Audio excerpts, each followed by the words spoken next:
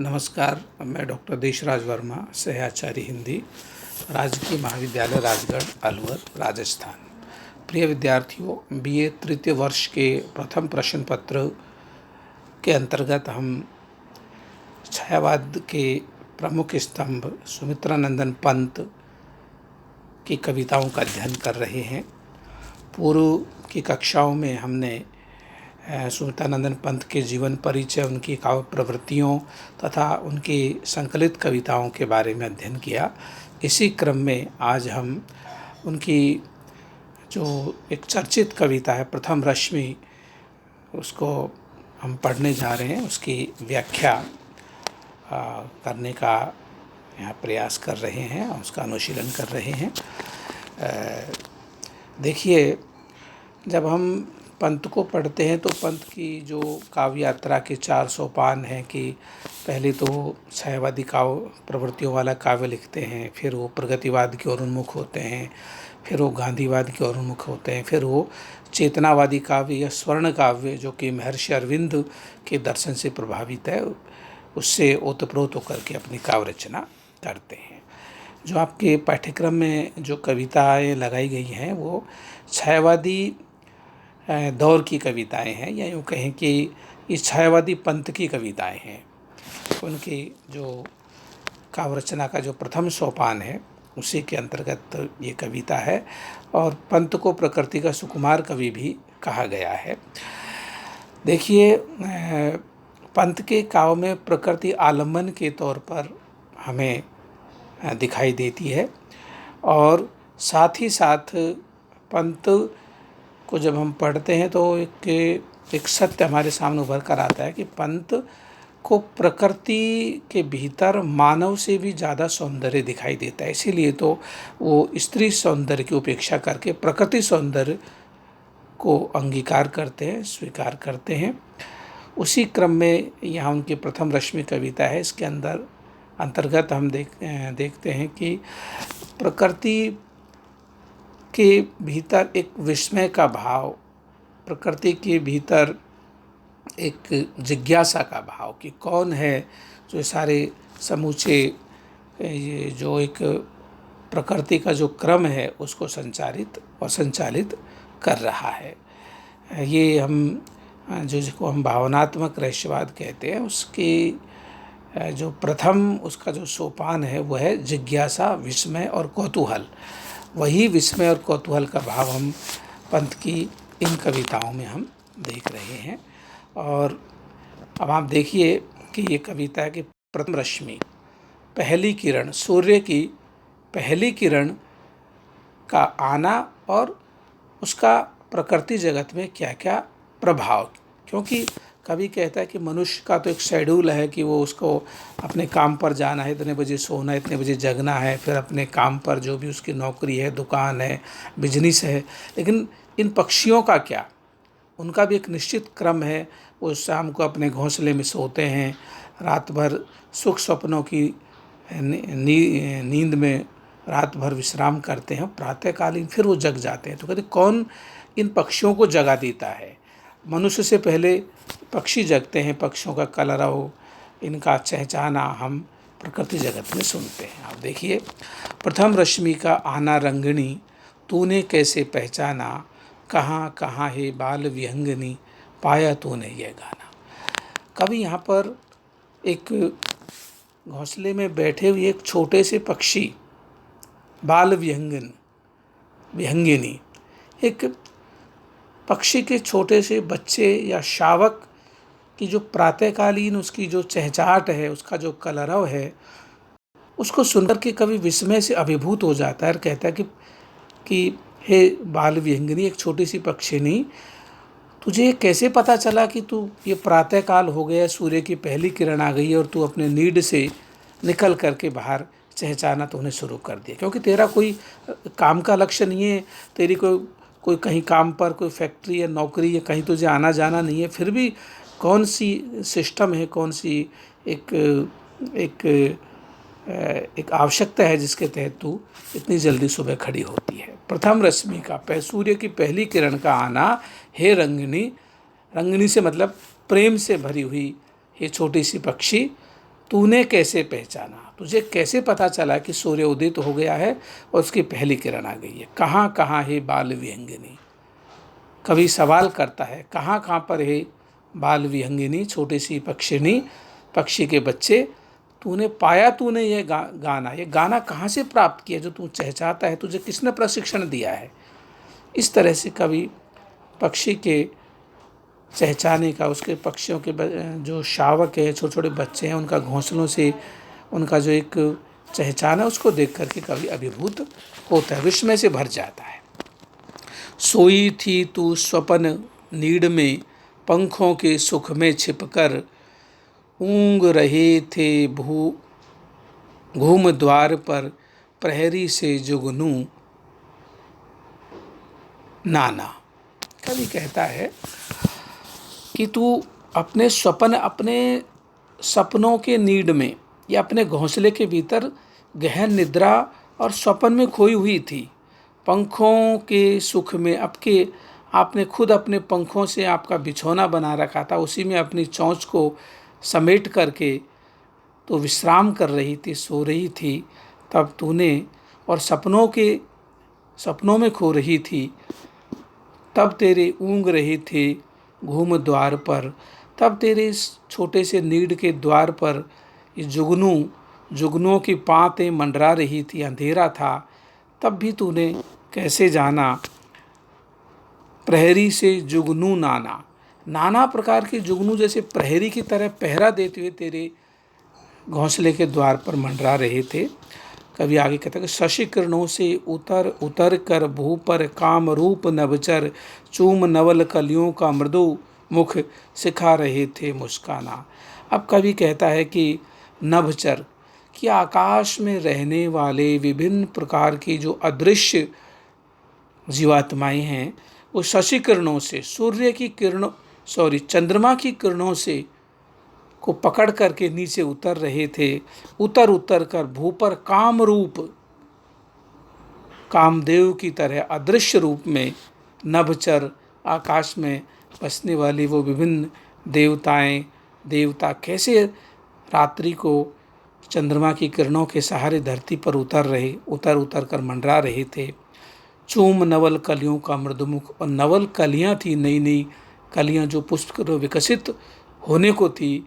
कवि का यहाँ देखिए प्रकृति का मानवीकरण करता है कि जो अदृश्य, जो नभचर थे, आकाश से उतरे, वो इन कलियों के मुख का चुंबन ले रही थी, सिखा रहे थे मुस्कुराना, और प्रकारांतर से वो इन कलियों को मुस्कुराने की कला में निपुण बना रहे थे। मुस्कुराने का जो हुनर है वो इनको सिखा रहे थे। यहाँ हम देखते हैं कि किस तरह से कवि प्रकृति के इन उपादानों पर अभिभूत होता है। फिर आगे कवि इसी विषय को विस्तार देता है और प्रकृति पर विस्मित है, अभिभूत है, उसकी जिज्ञासा उत्तरोत्तर बढ़ती ही चली जा रही है। स्नेहहीन तारों के दीपक, श्वास शून्य थे तरु के पात, विचर रहे थे स्वपन अवनि में, तम ने था मंडप ताना, कूक उठी सहसा तरुवासिनी, गातु स्वागत का गाना, किसने तुझको अंतर्यामिनी बतलाया उसका आना। कवि कहता है कि रात के समय में रात भर दीपक जलते हैं, लेकिन सुबह होते होते तारों का टिमटिमाना कम होने लगता है। जैसे दीपक में तेल कम होने पर दीपक धीरे धीरे क्रमशः बुझने के कगार पर आता है। श्वास शून्य थे तरु के पात, और वृक्षों के पत्ते बिल्कुल एक सन्नाटा, एक स्तब्धता थी, जैसे वो निश्वास हो गए हों, श्वास भी नहीं ले रहे हों। अडिग भाव से प्रकृति और पेड़ों के पत्ते प्रातःकालीन समय में था, प्रकृति सोई हुई थी, विचर रहे थे स्वपन अवनि में। लेकिन उस समय भी अवनि कहते पृथ्वी पर, फिर भी पृथ्वी लोक में, अब यहाँ पृथ्वी से मतलब पृथ्वी लोक में रहने वाले जो जितने भी जीव जंतु और प्राणी जगत है, उनके नींद के भीतर सपनों के तौर पर ये विचर रहे थे स्वपन। सभी प्राणियों के मन में निद्रा के समय उन स्वपन मंडरा रहे थे। सारा संसार सपनों में खोया हुआ था।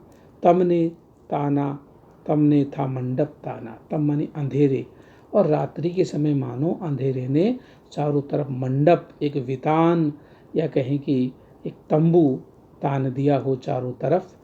इस तरह से कभी एक सुंदर कल्पना रात्रि के समय का बिंब हमारे सामने उभर करके आता है। लेकिन जो जो रात्रि समाप्त होती है, रात का आखिरी पहर होता है, धीरे धीरे उजास होने लगता है, तब कभी कहते हैं कूक उठी सहसा तरुवासिनी, कभी कहते हैं तब अचानक तरुवासिनी, पेड़ पर रहने वाली एक छोटी सी चिड़िया कूक उठी, एकदम चहक उठी, उसकी चहचहाट होने लगी। गा तू स्वागत का गा, ये छोटी सी चिड़िया, तूने इस प्रकृति जब रात भर स्तब्ध थी, लेकिन प्रातःकाल होते ही तूने दिन के स्वागत में ये स्वागत गान इस चहचहाट के रूप में कैसे कर दिया? किसने तुझको अंतर्यामिनी। अब यहाँ वही जिज्ञासा का भाव, कौन है अज्ञात सत्ता जो इन पशु पक्षियों को भी जगह देता है, इनको भी इनके दायित्व और इनकी जो नित्य दिनचर्या है उसकी ओर प्रवृत्त करता है। कभी कहता है किसने तुझको अंतर्यामिनी, हे अंतर्यामिनी तुझको किसने समझाया, बतलाया उसका आना। प्रातःकालीन या कहें कि प्रथम रश्मि का आना, हे छोटी सी चिड़िया तुझको किसने बतला दिया? तू तो सपनों में सोई हुई थी, सारा संसार ऊँग रहा था रात्रि में, लेकिन तू सबसे पहले जग करके तूने चहचहाट की और एक तरह से इस सूर्य का प्रथम रश्मि का स्वागत किया, जीवन का तूने स्वागत किया। ये देखते हैं निकल सृष्टि के अंध गर्भ से, छाया तन बहु छायाहीन, चक्र रच रहे थे खल निश्चर, चला कुहुक टोना माना, छिपा रही थी मुख शशिबाला, निशी के श्रम से हो श्रीहीन, कमल क्रोड़ में बंदी था अली, कोक शोक से दीवाना। अब कभी यहाँ फिर रात्रि की जो भयावहता है, अंधेरा है, उसको यहाँ एक संश्लिष्ट बिंब के माध्यम से, गतिशील बिंब के माध्यम से यहाँ हमारे सामने साकार करता है। निकल सृष्टि के अंध गर्भ से, कभी कल्पना करता है कि रात का भयानक गहरा अंधेरा, उस गहरे अंधेरे के भीतर अंध गुफा से, सृष्टि के अंध गर्भ से छायातन, बिल्कुल प्रेतात्मा जैसे छाया रूप में बहुत सारे अदृश्य जीवात्माएं जो कि छायाहीन, उनकी छाया नहीं होती। ये कहते हैं कि देवता मनुष्य की छाया, देवताओं की छाया नहीं होती है। इसलिए कभी कहता है कि अंध गर्भ से जैसे विभिन्न प्रकार के देवी देवता और विभिन्न प्रकार के प्रेतात्माएं जो कि छाया से रहित हैं, छायाहीन हैं, वो रात्रि के अंधेरे में इधर उधर मंडराने लगी हैं। चक्र रच रही थी खल निशिचर, खल माने दुष्ट और निशिचर कहते हैं राक्षसों को। ऐसे समय में, रात्रि के समय में जो विभिन्न प्रकार के प्रेतात्माएं, जीवात्माएं और जो सूक्ष्म रूप में जो सूक्ष्म शरीरधारी लोग थे, वो दुष्ट प्रकृति के जो राक्षस थे, वो कुचक्र रच रहे थे सृष्टि के में, एक तरह से सृष्टि के विपरीत वो कुछ न कुछ नया एक षड्यंत्र रचने में मशगूल थे। चला कुहुक टोना माना, कुहुक मानी कोई अपना तंत्र मंत्र और टोना, जादू टोना चला करके संपूर्ण सृष्टि को मानो अपने नियंत्रण कर लेना चाह रहे हों।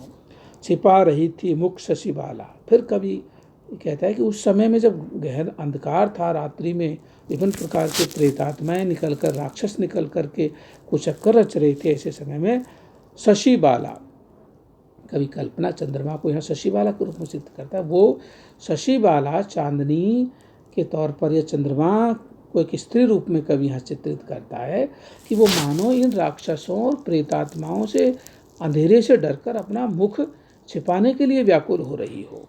निशी के श्रम से, रात भर के जगने से चंद्रमा की रूपी जो शशिबाला है, चांदनी है, वो भी रात भर की थकान से श्रीहीन, श्री कहते हैं शोभा से रहित हो रही थी। एक तरह से रात भी थकान किसी स्थिति में चांदनी धीरे धीरे श्रीहीन, उसका मुख शोभा से रहित हो रहा था। कमल क्रोड़ में बंदी था अली, अली मानी भंवरा, क्रोड माने गोद। जो भंवरा दिन भर कमल पुष्प पर मंडराता रहा और उसी पर बैठा रहा। रात शाम होते ही कमल की पंखुड़ियां बंद हो गई और वो भंवरा उसी पंखुड़ी में, कमल पुष्प की पंखुड़ियों में बंद हो गया और उसी के गोद में रात भर अटका रहा, बंद रहा। कोक शोक में दीवाना। और जो चकवा पक्षी कहें या हम कहें कि क्रौंच पक्षी था, वो रात भर शोक से दीवाना, अपनी प्रेयसी के वियोग में रात भर चिल्लाता रहा, करुण विलाप करता रहा। मूर्छित थी इंद्रियां, सारा संसार सो रहा था, मानो इंद्रियां भी मूर्छित थी। स्तब्ध जग, सारे संसार में एक सन्नाटा, एक शांति छाई हुई थी। जड़ चेतन सब एकाकार, जड़ और चेतन सब मिलकर एकाकार हो रहे थे। पता नहीं लग रहा था कि जड़ क्या है, चेतन क्या है। दोनों की का समवेत आलम चारों तरफ मंडरा रहा था। शून्य विश्व के उर्मे केवल। शून्य, शून्य मानी खाली, विश्व शून्य मानी आकाश भी है। आकाश रूपी विश्व के हृदय में केवल सांसों का आना। चारों तरफ अंधकार था, सारा संसार सोया हुआ था। केवल जगने की एकमात्र निशानी थी, तो वो था सांसों के आने जाने से पता चल रहा था कि ये लोग जीवित हैं, अन्यथा सारा संसार जड़ मात्र दिखाई दे रहा था। चेतनता केवल सांसों के आने जाने से ही दिखाई दे रही थी, या उसका एहसास हो रहा था।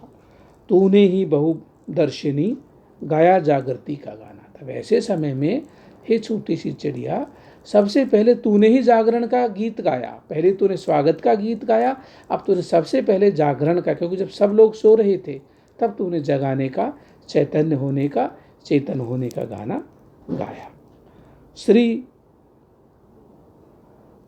मुख सौरभ न विचारणी।